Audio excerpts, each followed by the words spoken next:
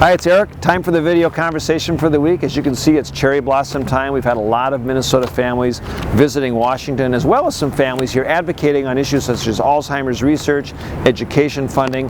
Always enjoy meeting with Minnesotans, both here in Washington and especially in Minnesota. We're going to get to our questions now, and actually the first is a tweet that I received from Kit in Edina.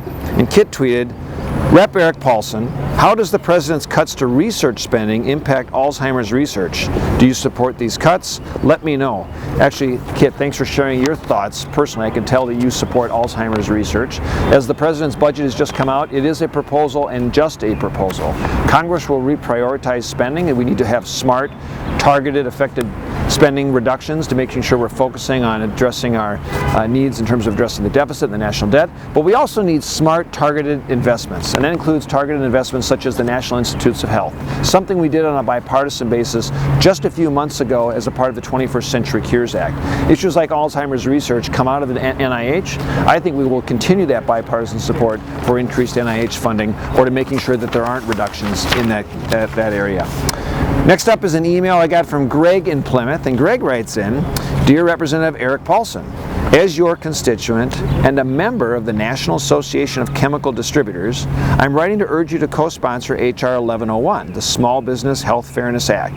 This legislation, introduced by Representatives Sam Johnson and Tim Walberg, will provide small businesses and their employees access to more affordable health insurance coverage by expanding the use of association health plans. Sincerely, Greg. Greg, thanks for sharing your thoughts. As everyone knows, small businesses play a critical role in our economy, creating so many of our important jobs. The big challenge for small businesses as they offer benefits packages for their employees is rising health care costs.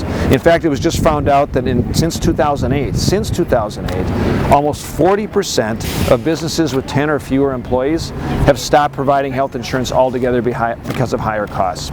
I do support giving associated health care plans, and we just took action and voted and passed this on the House floor on a bipartisan basis so small businesses can pool together to offer insurance for their employees, just like large employers would have the ability to do that to obtain better bargaining power with insurance companies. If we allow small companies to pool together, they can have that bargaining power as well and lower costs.